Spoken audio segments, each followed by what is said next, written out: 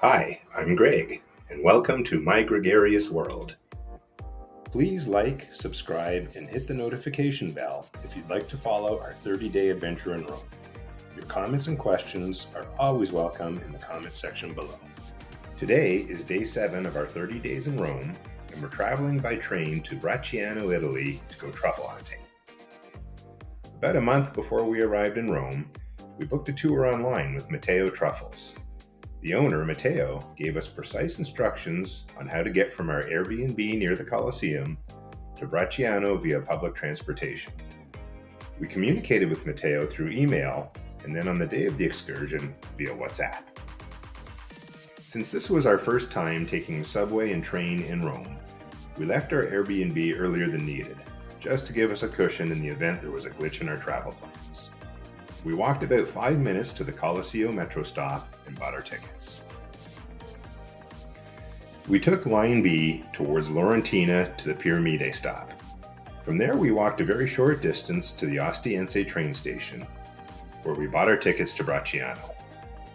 Karen and I validated our tickets, then hopped on a train heading towards Viterbo, and in just over an hour we were in Bracciano. The cost of the ticket was about €4, and trains leave about every half hour. We arrived in Bracciano over an hour early, so we had some time to explore the town. It was a short scenic walk to the historic city center. We passed by a stunning view of Lake Bracciano, a volcanic freshwater lake, and of course you can't miss the famous Orsini Odescalchi Castle. Karen and I enjoyed a stroll through the tucked-away streets and alleyways just as the sleepy town was beginning to wake up. In addition to being home to a castle and a beautiful lake, Bracciano has a multitude of delicious restaurants. It's a place many Romans visit to escape the heat and crowds of Rome.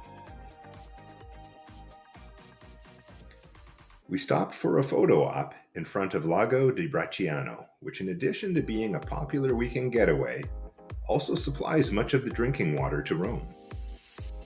We saw a little coffee bar, Café de Castillo, directly in front of the castle, and decided to stop in for due cappuccini and a freshly baked slice of lemon blueberry cake.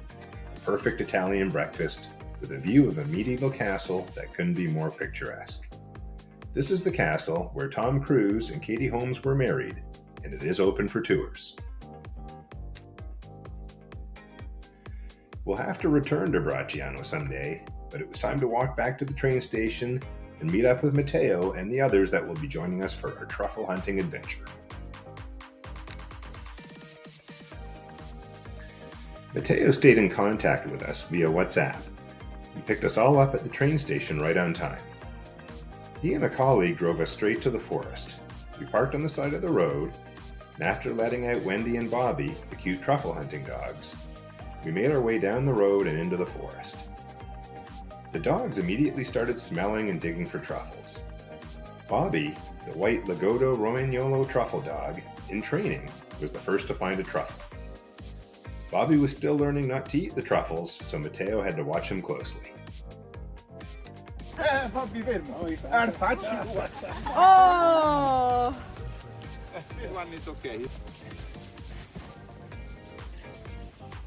Let me show you if I... Eccolo, guys, come here. I think it's this, yeah. So I show you the truffle in the soil. Matteo is a third-generation truffle hunter and has been hunting truffles since he was a child. He's a wonderful storyteller, spoke perfect English, and is highly educated about his passion, truffle hunting. Because it's easy to recreate these conditions. Then there are the symbiotic ones. The symbiotic ones have a connection with the plant, with the tree, that we don't see this connection, but they are connected and they have an exchange of nutrients with the tree. So they are useful to the life of each other. They are essential.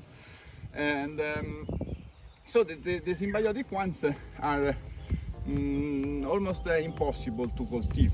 Now people developed a way to, for example, recreate the environment for certain type of them, but it should be the no good one there. Oh, now he eats, for sure. Bobby. He knows I don't want the shit he eats. Now he wants the reward. As we made our way through the Italian countryside, we followed Wendy and Bobby and often went off the beaten path. We did a fair amount of walking where the footing and terrain could get a little rough. It wasn't that strenuous, but definitely not meant for those with mobility issues.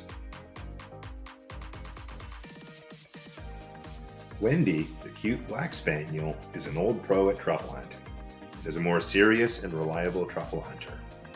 She always gently hands over the truffles to Matteo, without attempting to eat them. The hunt lasts anywhere from 1 to 2 hours, depending on how quickly the truffles are found. The smell of the freshly harvested truffles was amazing, a scent I'll never forget. It's clear that the adorable truffle dogs are the stars of the show. You can tell the dogs love the freedom of foraging in the forest, and are rewarded with hugs and treats when they find a truffle. Matteo adores Wendy and Bobby, especially Wendy because she's been with him so long. And Wendy and Bobby adore Matteo. Wendy and Bobby found quite a few truffles during our tour, but it wasn't very easy. That led to the question, how much can the truffles be sold for? Because there are very few, so like this, if I sell to a restaurant, would be it's like maybe 20 grams. For it would be like 20 euros. It's not a lot, but it's only one truffle. Yeah. What a wonderful adventure in the hills outside of Rome with Matteo, who knows everything there is to know about truffles. And Wendy and Bobby, who found a lot of truffles today.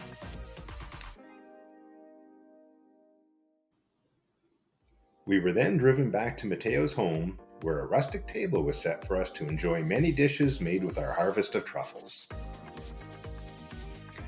As well as being an expert truffle hunter, Matteo is also a chef. He, with the help of a sous chef, prepared many delicious truffle dishes for us. He also served local salami, cheeses, bread, and his family's wines. We had at least 7 courses in all. The food kept coming out, with each additional course more delicious than the previous. Salami with bread and truffle oil. Brie with truffled honey. Mozzarella with truffles and truffle oil. Bruschetta with truffle oil and truffles. Truffle risotto. Sliced potatoes with truffles. Fried eggs loaded with truffles. For dessert, we had the most unusual cookie made with sugar, wine, olive oil, and flour. Ciambelle al vino are traditional Italian after-dinner treats meant to be dipped in a glass of wine. We dipped ours in the wine made by Matteo's father. Warning, these can be addicting. We also were offered homemade limoncello as well as other after-dinner liqueurs. We had a wonderful time enjoying a magical meal with the new friends we made. Bobby was outside waiting for us as we prepared to get transported to the train station. Matteo dropped us off at the Bracciano train station and we bought our tickets back to Rome. How many people can say they've been truffle hunting in the Roman countryside? Matteo's truffle experience was one of the highlights of our 30 days in Rome. What's the most favorite tour you've enjoyed in Rome? Feel free to comment below.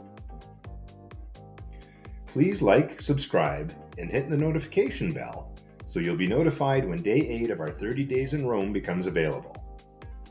Some highlights from Day 8 include our trip to the Vatican and St. Peter's Basilica, the Scavi tour of St. Peter's Tomb and how to request tickets, climbing the dome, meeting the Swiss Guard, and more.